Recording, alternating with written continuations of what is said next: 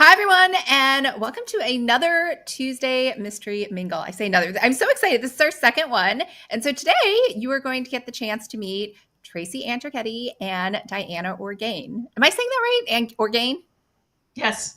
Okay. Yeah. Why don't you go first and say hi and tell us a little about yourself? I'm Diana Orgain, USA Today bestselling author of the Maternal Instincts Mystery series. It's available on all the retailers. And I also co-author a really fun series for Sleuths and we have 3 out now: Bachelorette, Burlesque Dancer, and Barnstormer. And I co-author that with Traci Andrighetti. Awesome. And I'm Traci.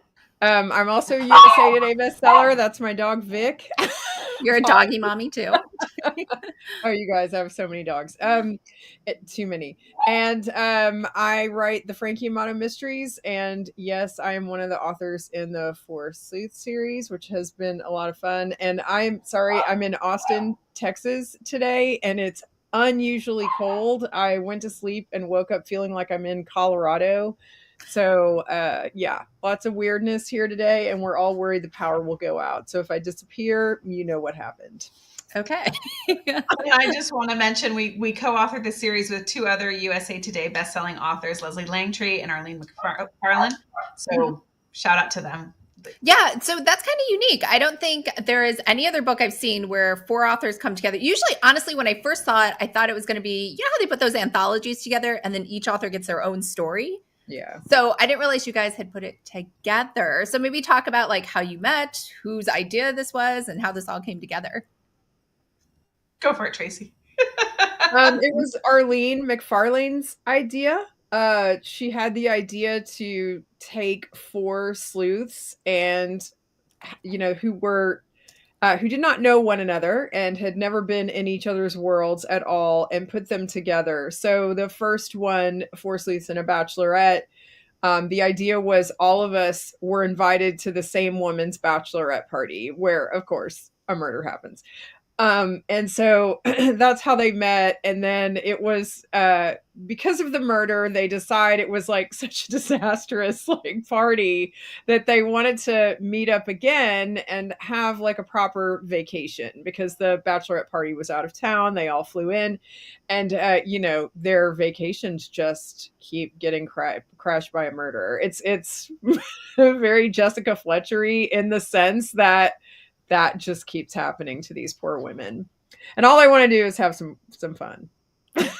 All right. So these are just 4 women, girls, coming together. They all happen to be sleuths in their own series, right? So they're existing characters.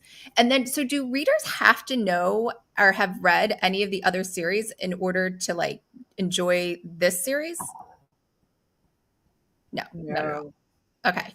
No, and in fact, that was one of the things that drew me into the project. I can't speak for Diana, but I thought, what a great way for Frankie to be introduced to 3 other authors' readers, and see if she's, you know, a fit. And I've heard from so many wonderful readers, actually, since the project started, that email me and say, you know, I read Diana, or I read Leslie or Arlene, but I hadn't read you, and what fun it was discovering your books. And so I know we've all had similar experiences, and it's been really a super fun part of the process for us. Nice. So why don't you tell us about this book, the one that just came out this month, The Four Sleuths and a Barnstormer? Diana. Okay. Frankie hates camping, you guys. So I like Frankie is so fun in this one. Yeah, because there's no mirrors at camp, and it's get back to nature. So they meet up because they first met at the bachelorette party. Then they tried to have a party in New Orleans, and things went a little wonky. And so now they're going to have a nice girlfriends retreat, glamping. But of course, you know, things aren't always as smooth as planned, and a dead body shows up, ironically, or, you know, mysteriously. And so then they start to engage and try to figure out what's happened. But this one's a lot of fun. They're all fun, but this was really fun. And it was particularly fun, I think. So Leslie Langtry has actually done this glamping trip, and I can't remember how. So Leslie in real life was or is a Girl Scout troop leader. I don't know if she still does it. And she writes the Mary Wrath mysteries that are all about the CIA ex-CIA agent turned Girl Scout troop leader, and Mhm. they're hilarious. And so this was set in her world, but she had gone to this camp, so she had pictures for us. She was able to, show us the layout of the building, tell us drinks they'd had that were like Girl Scout themed drinks, like what were they, like mint cookie, some martini, or I don't know, stuff like that. And so it was super funny, and in a weird sort of way I almost felt like I was getting to do it a little bit. Like, I don't know, it felt very real when we were writing this one, which was strange. Right, because we took different events, like the Yeah. horseback riding and archery lessons and setting up a, campfire skit thing. So we did different activities that they do at camp, and that was really fun coming up with those. Did I it still don't make know you what want to the ropes are. did it make you want to take a real glamping trip together with the four of you? No. No. Yeah, I had a really bad camping experience when I was young. There were these two redneck twins that were like just drinking beer like near our camp, and they didn't have shirts on, they didn't have shoes on, and they had had way too much beer. And they had this was when I was in my 20s, guys, so it was a long time ago. But they had a fog hat 8-track tape that they were playing on their car like over and over again, and their names are Ron and Don. I will never ever forget. And they had mullets. Like, they were just they instead of like attracting like bears and raccoons. I wrote this today in a newsletter. We attracted them, and they just we couldn't shake them. So I was like, that's the end of my camping. I will never do it again. It's Ron and Don. Yeah, Ron and Don. No. Wonder what All happened right. to those boys. So no camping. this one is glamping. Why don't you just catch everyone up to speed and just tell us what book 1 and 2 are about? So book 1 is the bachelorette party where they meet accidentally because they all know this woman from previous parts of their life, and they meet each other. Book 2, they decide they need a proper vacation because their bachelorette party had gone wrong. So they meet up in New Orleans, and that it is basically what we try to do now is bring it into the Sleuths' hometown. So that was Traci led that project because it's Frankie's stomping grounds, and just like Leslie's stomping grounds for her Girl Scouts. So Traci, tell us more about book 2. Book 2 has to do with Frankie's ex-stripper landlady and a house that she owned, and there was a pool in the back, and they like Frankie excitedly. Well, wait a minute. No, I think Dinah, I think your character rented it. You Yes. guys, yeah, your character contacted Frankie's ex-stripper landlady who owns a bunch of rundown properties in New Orleans and rented the place unbeknownst to Frankie. And then I think, didn't you surprise us with the news or something? And I was like, Frankie was like, it's not good. And sure enough, it wasn't, because there was a old burlesque dancer turns up dead at the house in the pool in the back. And so they have to solve that mystery. And so it does have a burlesque dancer theme. There's a whole burlesque thing in New Orleans. There's a community that's very active, and some really well-known local personalities are burlesque dancers. And so that's why I wanted to do that. All right. So where will book 4 be set? San Francisco. My main character's in San Francisco, so that one's mine. So details to be determined. Okay. All right. So is it still going to maybe be 4 sleuths and a babysitter? Do we know? I think so. We've been tossing that idea. But tell them why there would be a babysitter. Oh, well, because my sleuth is pregnant with twins in this series. In my series, she's already had the baby, but because the timing got a little wonky there. But they'll be visiting after now, up to date with the babies being born. So. So back to Girl Scout glamping in Iowa. It's Iowa, right? where they are? Yeah. All right. So I kept saying Illinois, and in the bad. book, Leslie would have to correct me. They're like the same thing. So this is adults only, right? There's no actually like Girl Scouts there, like little girls. There are. There are. It is an adult only trip, but 2 Girl Scouts have infiltrated.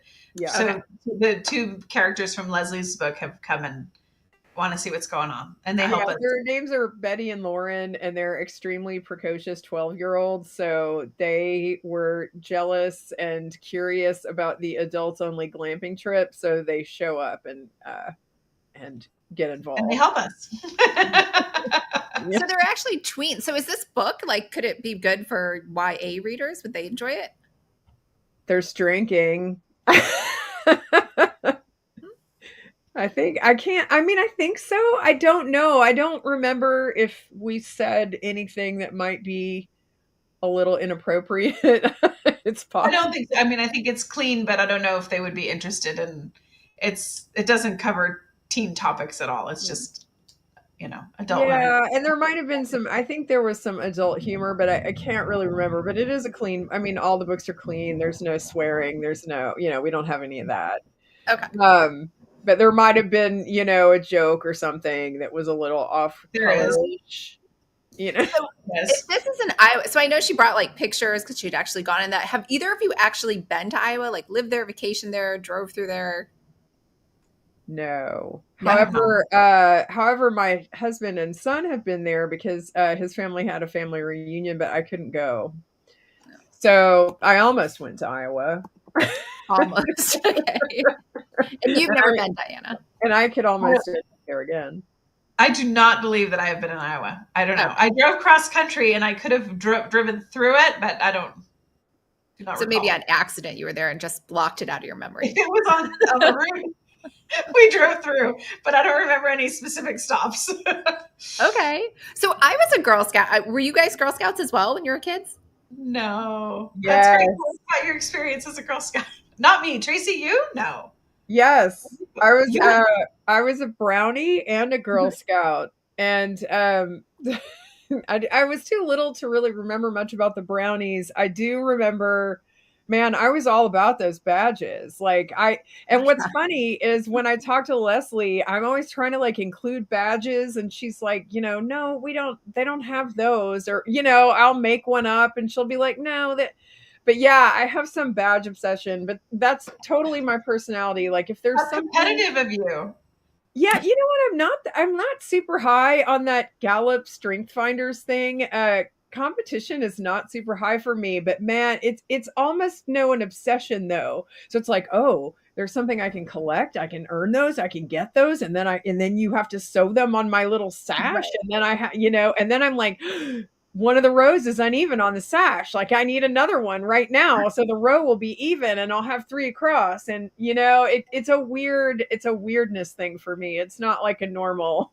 I think that's just how it is. Like every meeting that we had, the whole goal was to get a badge. So now we're all going to earn our badge for this, and we're all going to earn our badge for that, right? Like that was the only point of the meetings. Okay, yes. But our badges were for stuff like sewing and cooking and what. And I was looking at them recently, and it's like coding, robotics. I mean, mechanic, auto mechanic stuff. I was like, I wouldn't have made it. Like I would have had to drop out. I guess you could just watch a bunch of YouTube videos to get your Girl Scout badges now. I don't know. Yeah, I don't know how they do it, but I mean, coding, robotics, like come on. I honestly quit Girl Scouts though. So at the time, my family lived in West Texas, specifically Odessa, Texas, and pretty barren landscape, some cactus, some tumbleweeds, truly. And there was one tree I remember in the neighborhood, and it was 3 blocks over, and all of us kids would walk down to the tree to climb it. Like it was that barren. And so there was the last straw for me. My mom sent me to this summer Girl Scout kind of big jamboree sort of thing, and it was a day camp or something. And I mean, it was just like at a caliche pit kind of thing. It was just rock.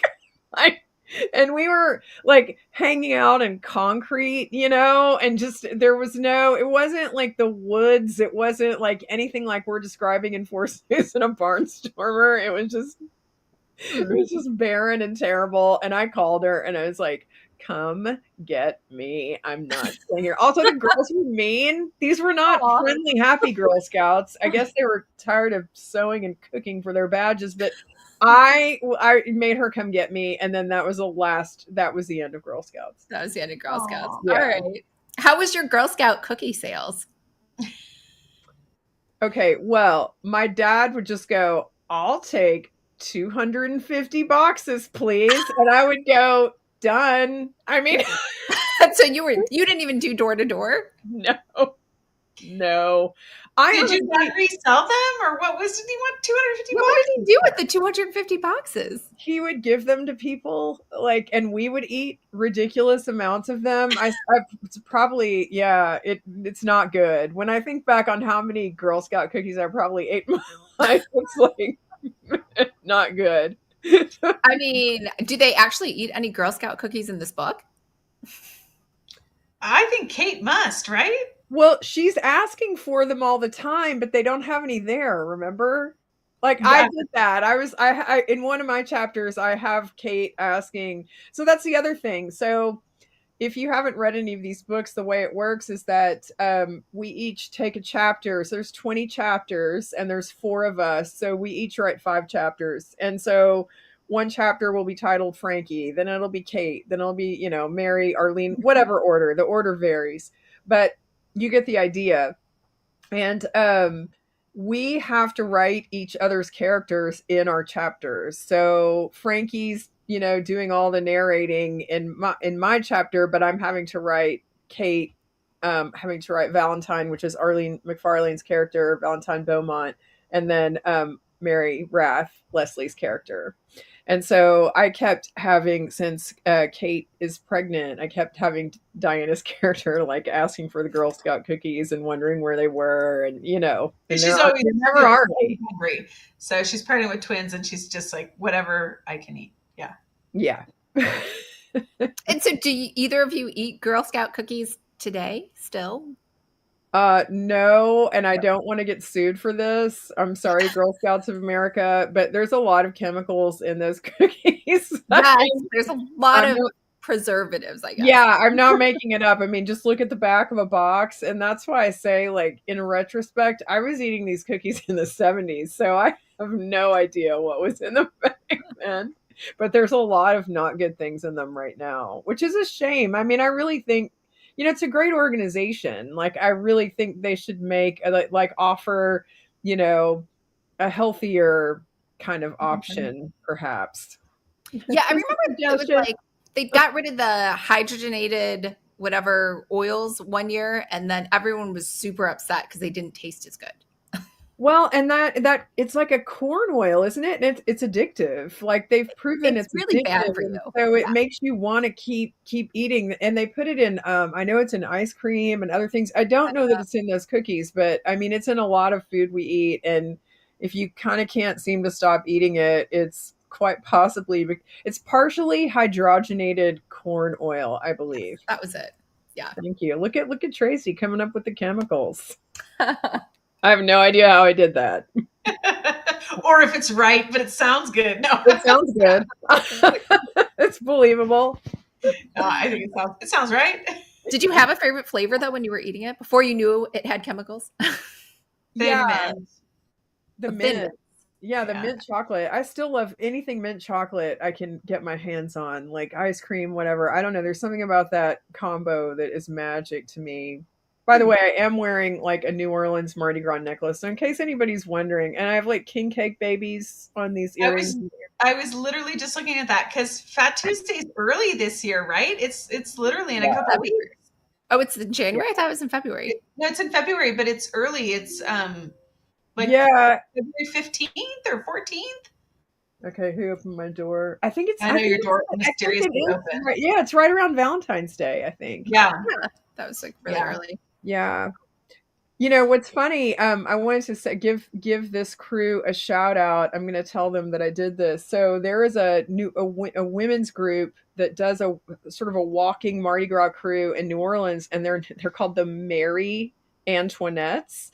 Um, and I have all these like fun Mardi Gras wigs, and I decided to sell one of them on eBay. And a Mary Antoinette bought it yesterday, and she told me that that's what she was going to wear it for, and I was so excited. It was like, I don't know, it was like some awesome celebrity bought my wig. And so now we've been talking back and forth. And I was like, I mentioned your crew in my Frankie books. And so they're now all over that. And I'm kind of excited, like hoping I get to go hang out with them.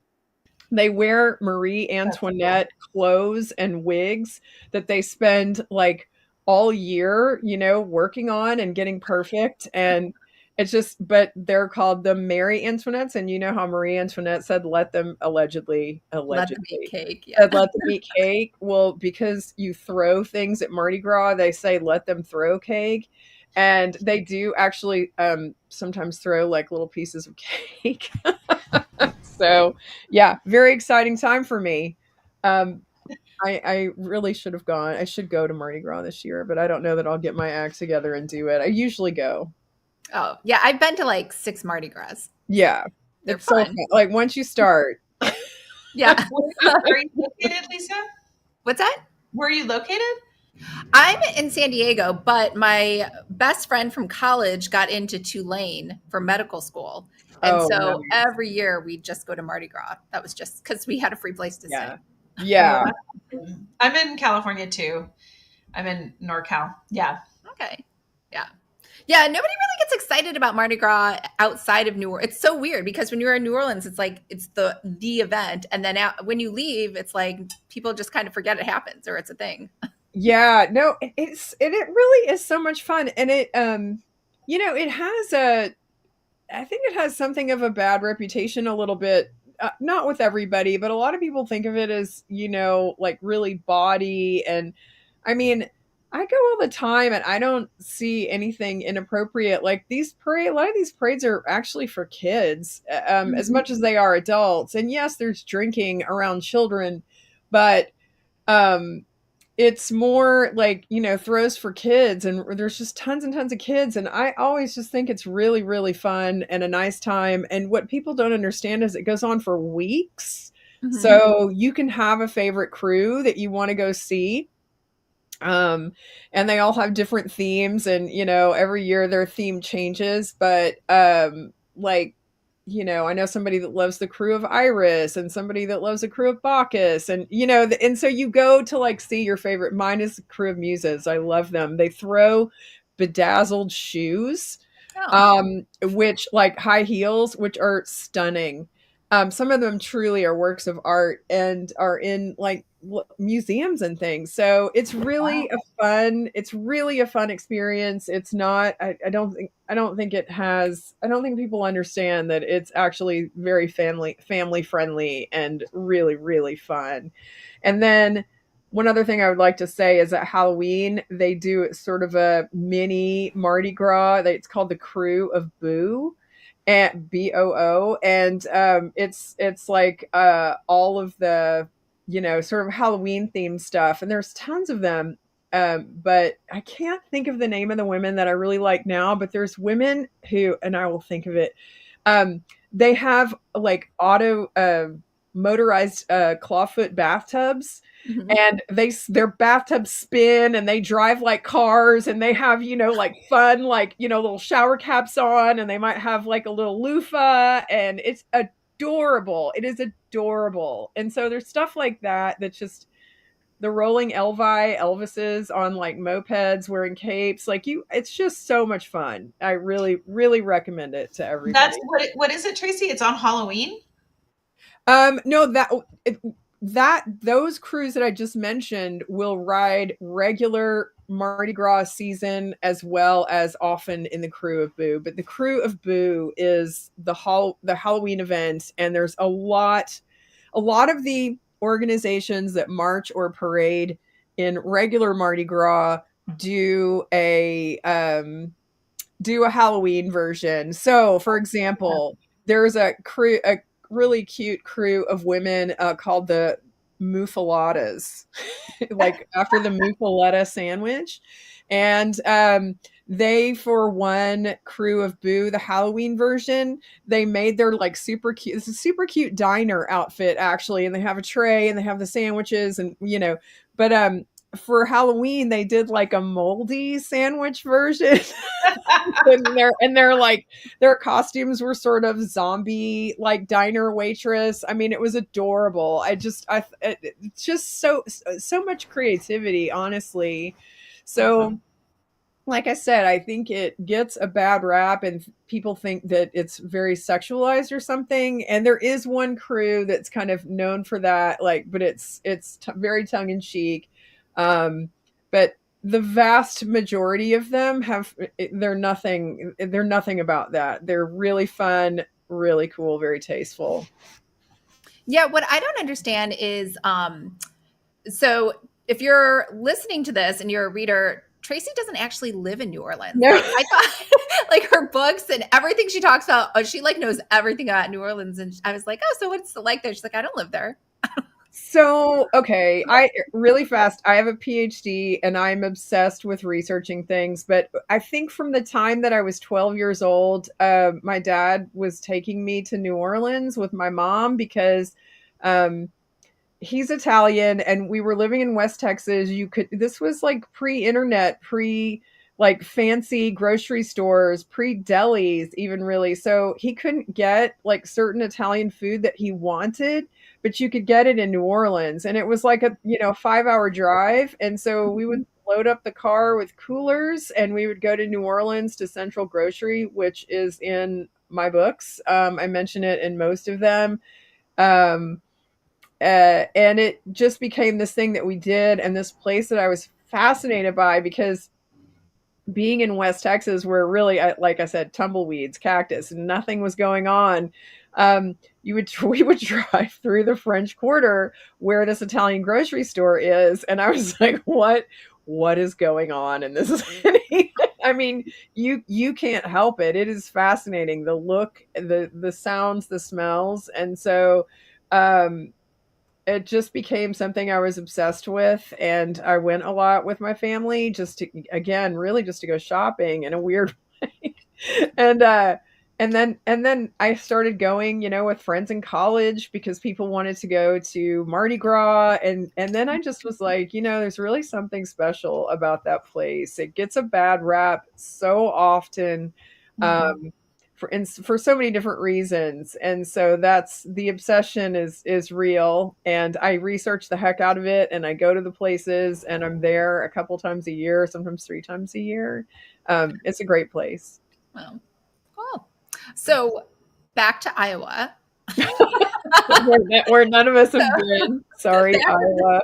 So I've been dying to ask. So I looked up what a barnstormer is. So if you haven't looked it up on Webster, a barnstormer is a pilot who travels around the country giving exhibits of stunt flying and parachuting. What kind of barnstormer do we have in this book? Diana. Yeah, I don't think she does stunts. I think she just does the crop dusting. Yeah. Yeah. So there is a barnstormer in this book. It is a barnstormer, yeah. Okay. Yeah. But she's like a traditional, she's hired to crop dust. Got it. All right. And is she a major character in this book? No, she dies in Act 1. Yeah, she's hardly in it. She's hardly. I think that's in the blurb. I don't think I gave anything away, right? Okay. That's in the blurb. All right. So let's talk about Leslie. So Leslie is from that part of the world, and she was like, we have to have a barnstormer. And I was like, okay, I don't know what that is. And right, like most people. Yeah. So I did the same thing you did. I looked it up. I asked her about it, and I was like, I guess they've all heard of that. And what's funny is the people I've heard from that have read it, like nobody's really questioned that. And so it made me think, did I just not know what this was? Like, I don't know. Well, I think Lisa had another question, but I'm going to jump in there. This is fascinating to me because when we co-author, everybody writes their own chapter and then, we read through and then build on it, right? Even though we do have a plot we're still, free in our chapters to kind of Mhm. maneuver.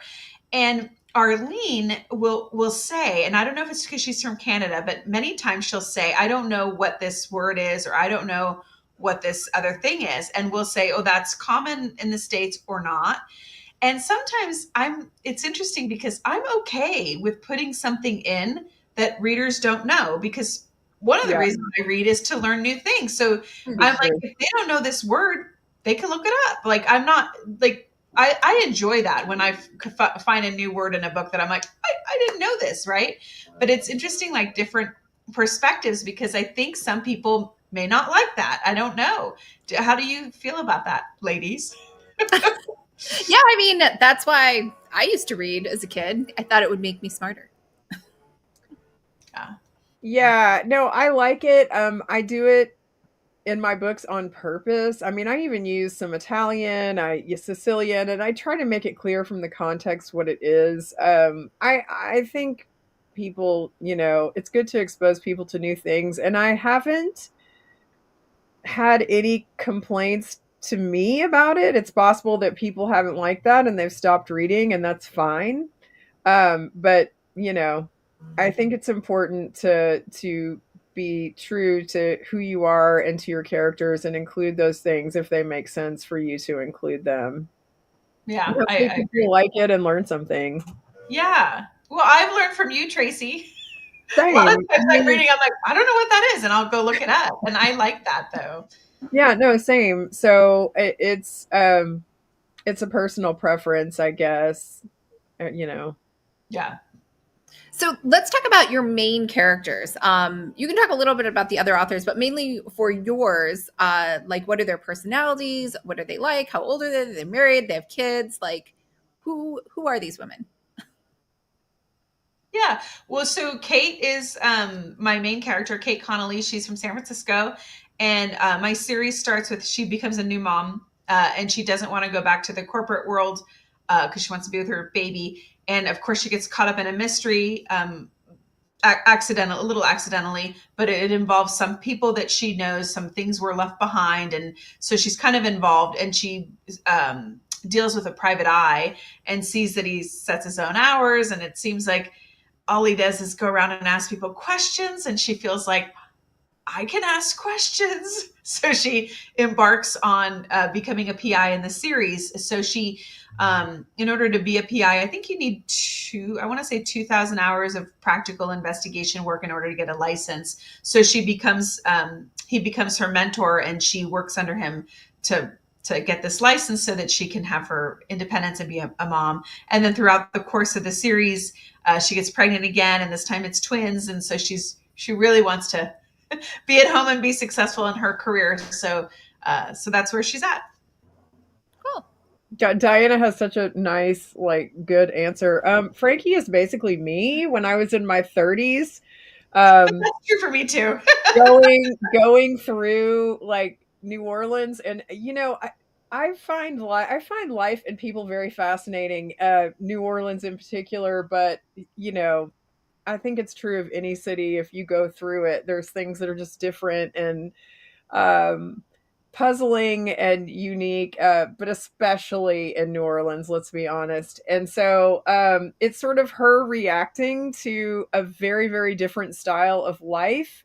And yet she lives a very different style of life herself. She is a PI, she's single, but she she comes from a Sicilian American family. My family is not Sicilian American. A lot of people think it is.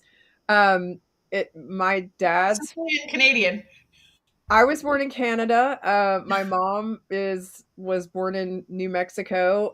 My dad in Canada as well, to Italian immigrant parents, and his father was from right outside of Venice, and his mother a small town like in central Italy.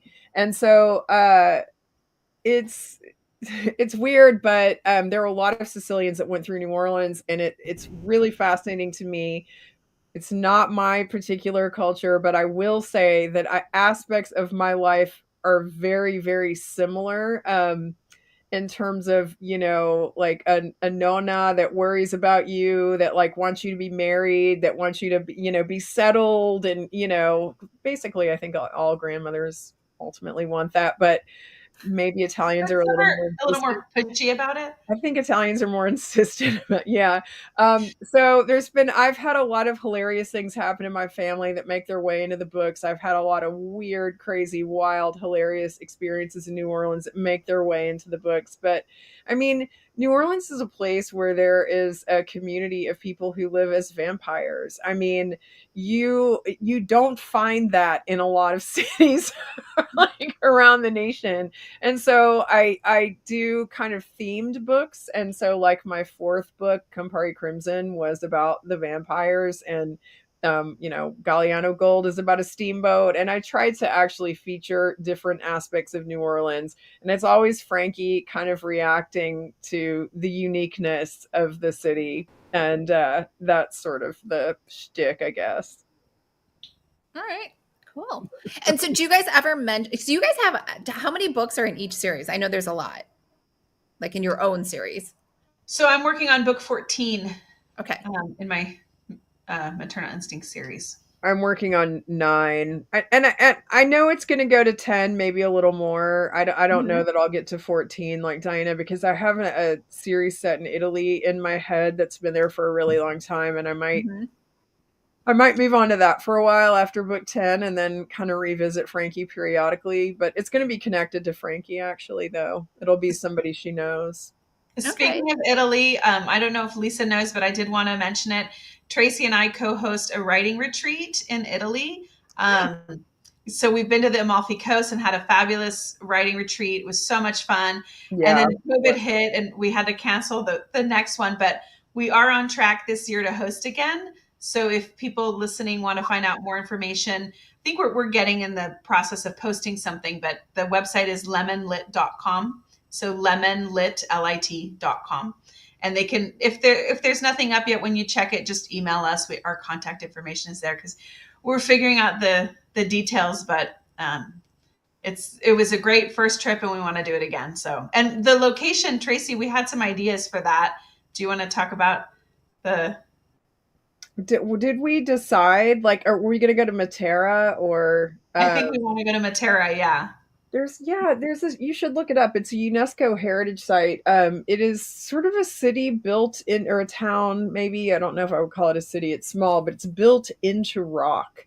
So there are houses that, like, the road is the roofs of the houses, for example, like a road overhead, which is so fascinating. But there are restaurants and things like, and spas, and really fabulously beautiful palaces and things carved into rock.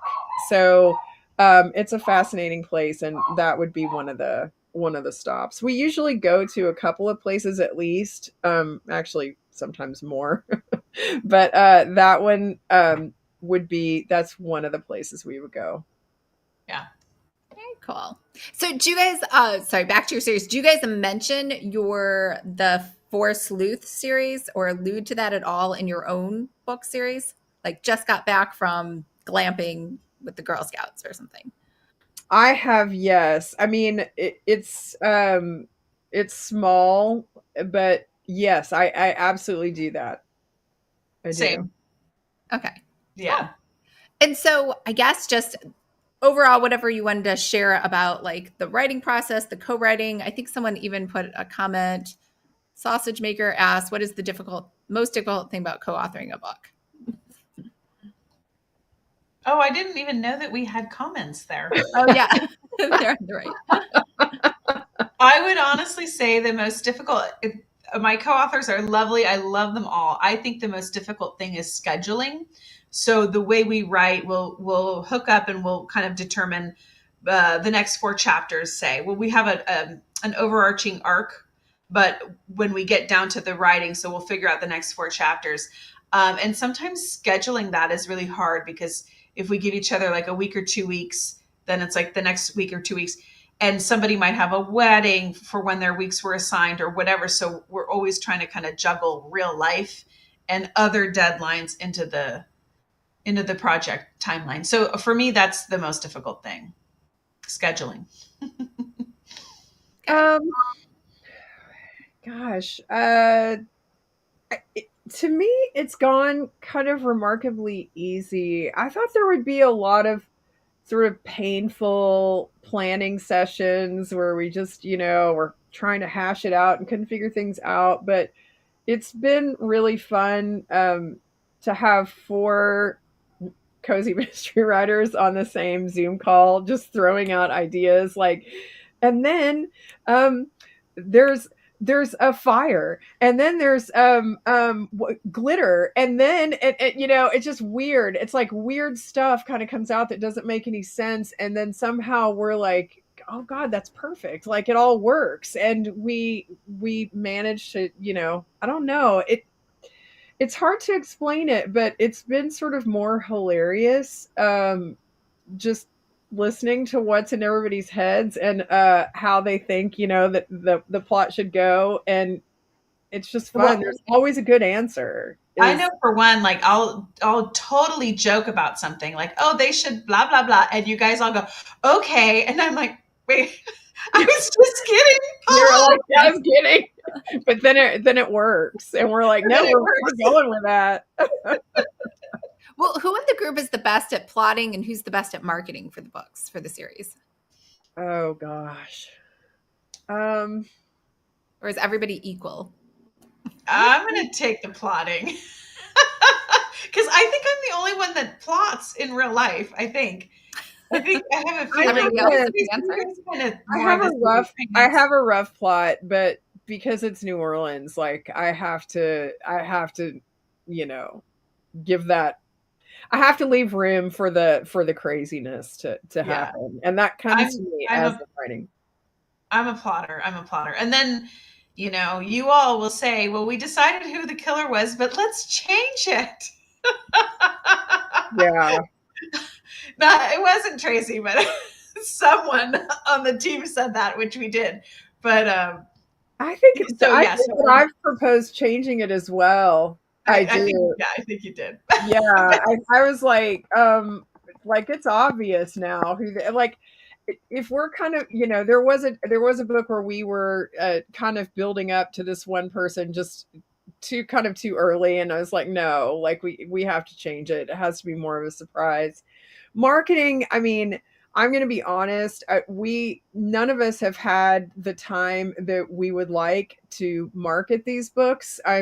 That's just reality. We're trying to write other series. We have lives. And this has been a very fun thing for us. And in a way, I think, we're just, a lot of the time, we're just kind of laughing on the Zoom calls. And then we write our chapters individually, like, nobody's collaborating on them. And then we post them. And then we have another Zoom call where we're sort of laughing and talking about it. And then we post them. And so then we're done with the book, and we're like, oh my gosh, we've got to get back to our main book in our series. We're behind. And so yeah, that has happened. But Diana's a really good marketer too. She and I have both gone to many, many, many, many marketing conferences. We've got another one on the schedule. We know all the information, but finding the time to actually implement it is really hard, I think, for any writer, regardless of whether you're collaborating or not. It's a tough business. All right. Well, let's talk about, so your own series and your writing. What's the plan for both of you for 2024? Like, what books are you planning to release, and what's your schedule like? You go first, Diana. Okay. I have a new release coming in May. I think I wanted to do it for Mother's Day, of the Maternal Instinct series. And then I have a new genre book out with my agent, actually. So I might be switching the channel from cozies to some different things. Oh, it's like a totally different genre. Yeah. Oh, wow. Okay. So we'll see. It's a one is out on submission right now. It's a young adult. It's a YA thriller. And another one is a psychological thriller for adults. So we'll see which one we have more interest in and see what happens. Great. Traci? Yeah. I am writing Frankie 9, Nocino Noir, which is a little confusing. I did sort of a confusing thing. I wrote it as a short story, and then a lot of people said to me, "Wish you hadn't," and I gave it away. Tanya Kappas had a promotion that Diana and I both had short stories in. It was Cozy Crimes and Twisty Tales, I believe it was called, Yeah, that's right. and it ended this past October. And so I took the short story, and a lot of people said, you really should have turned that into a book. And so I'm in the process of doing that, which may or may not be a good idea. Not because I don't like the book, but because I heard from somebody today, who's a reader today, who was like, wait, I'm going to pre-order this, but just checking, is this the one that you gave away for free, as part of that promotion? And I'm like, no, it's a much longer, better version of it. So we'll see how that turns. Director's cut. Yeah, we'll see how that turns out. I don't, and then I think, I don't know, at some point this year, we have to talk about or start the 4th book for 4 Sleuths. And then I also am simultaneously plotting the 1st book in the Italian series, which I've never said the title, but because I love you, Lisa, I will say it here. And if anybody tries to steal it from me, I will kill you. It's called Rome, Ravioli, and Revenge. Nice. Great. That's great. I know. I think it's adorable. Set in Italy? What? Are you going to move it to be set in Italy? Yeah, it's set in Italy. Oh, nice. It's a different series. I've kind of figured out who the characters are finally. That stumped me for a very long time, but it's sort of falling into place now. And I have been plotting that book. Diana plotting, I'm plotting, and so I know. I'm like, give me a call here. So yeah. And where can readers find you if they want to hang out with you or see what you're doing every day? Do you guys post to social media or no? I'm so lazy. I'm on Facebook sometimes. Traci Andrighetti is just I'm terrible about that. But I get a lot of emails. You have an amazing newsletter. So if people want to know what Traci's up to, sign up for her newsletter. It's so fun. Your newsletter is go to her website and sign up for the best. The best You're out very, very kind. But yeah, so I guess go to my website, traciandrighetti.com, and you can sign up for the newsletter there. And then again, like I said, I'm on Facebook. I send the newsletter out once a month because I don't want to bother anybody more than that. But Diana, do you have? Yeah, same. I'm dianaorgain.com, and they can follow me there, and you can follow me on the regular places. I don't post much on Facebook, but I do send out regular emails with sales and updates and things like that. Okay. Pictures of my kids skiing, And I kind of read the comments here. So we got a hi from Tasha, sausage maker. Oh, that was me telling you to say hi. Sausage maker sounds like an Italian. Oh, maybe. Yeah. Rabbit Underground. Karen's here. Natalie's here. Someone reminded us that VoucherCon 2024 is in New Orleans, which I knew and forgot. But that's I knew that a long time ago and forgot that. Now I'm actually looking it up. Yeah, it was here last year, so I think it's due to return there. Sausage Man, thank you for sharing. Sense of your I have never gone to VoucherCon. Oh wait, no, it says Nashville, Tennessee. Oh, it does? Oh. Yeah. August 28th through September 1st, 2024. Nashville's Maybe they changed it. Nashville's a really fun town. Yes, it is. People are saying they like your title, The Ravioli. Gosh, I like that title. Thank you. Now I just have to write it. Texas. There was one last question if you want to answer it. Karen, is it tempting to throw a curveball for the other characters to deal with when you're writing your chapter? I think that I've done that unintentionally. There were a couple of times I wrote chapters and people were like, wait, what? and I had to make some little changes. But yeah, I think I've done it unintentionally. But yeah, now you've given me an idea. So great question. All right. I So have you the done that, Diana? I try not to, Oh. but I do try to give them something to play on. And I will Mhm. say that there are some people that are more receptive to that than others. And this last one, I was fortunate. Leslie is like, she is good with whatever you throw at her. So I always tried to give Yes. her a little like, oh, have fun with this, you know? And Yeah, then I and would text I her and think say, she really likes it. Yeah, yeah, I think and she I would likes text her and say, like, if you don't like that, I'll go back and change it. But I was just trying to, because she's really good at, she used to be like a stand-up comedian or something, right, Traci? Leslie's pretty good with improv. The Oh, thing yeah. It's like the improv. thing that I learned about Leslie writing this book, which made me laugh so hard.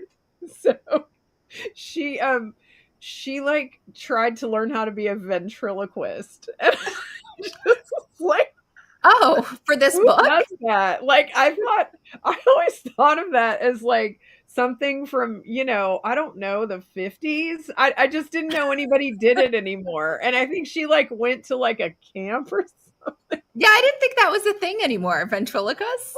It's I like, didn't either. I didn't either. But yes, Wait, I laughed wait, so on America's Got Talent or whatever, 2 or 3 years ago, wasn't, or maybe it was a little longer, but the there girl was. that won didn't she have an act with the ventriloquist? Yeah, really? yeah, and it was really weird and crazy because to me, in my mind, there's probably like 5 people in the United States that are like trying to learn how to be a ventriloquist. I feel like in a And few like hundred years, Leslie is one of them. nobody's going to even know what ventriloquists are anymore. So Well, they're we going to have learn like something new in our book. so the dummy, I mean, if the dummy that you're holding, for Uh-huh. anybody who doesn't know what one is, and you're going like Moving the mouth. yeah. Yeah. Well, the dummies, because you're talking for the Because we dummy. have one in our book, so Yeah. That was the best part. You didn't we're mention it. bringing back a There's a lost art. ventriloquist in the book. Yeah, Well, yeah. Yeah, and that was my weird idea. And so that was, and I say that because I think that I was trying to kind of freak everybody out. And Leslie was like, oh, I love that. Like, I went to ventriloquist camp or whatever she said. And I was we like, were all like, yes, yes, and yes. I know. I could tell you were like trying to jazz us up, and we were like, yeah, go for it. yeah. I wanted, you'll see, like, if you read it, you'll see what we did. But with the ventriloquist personality. But yeah, I thought, like, I was just trying to kind of creep everybody out and have some fun. And they really went for it. And then the last thing I expected was that Leslie was trying to be a ventriloquist. Yeah, you have a real life ventriloquist. Which, yeah, so the next time I see her, we have all met in person, by the way. We went to the NINC conference in Florida. And if I ever see Leslie in person again, I'm going to ask her to do her act. To a ventriloquist act. Oh, yeah. All right. Well, thank you, ladies, for coming on and sharing more info about your book and your process and everything else in your series. So we're now at the time for the giveaway. So doesn't matter, Diana or Traci, pick a number between, let's say, 1 and 10. Got it.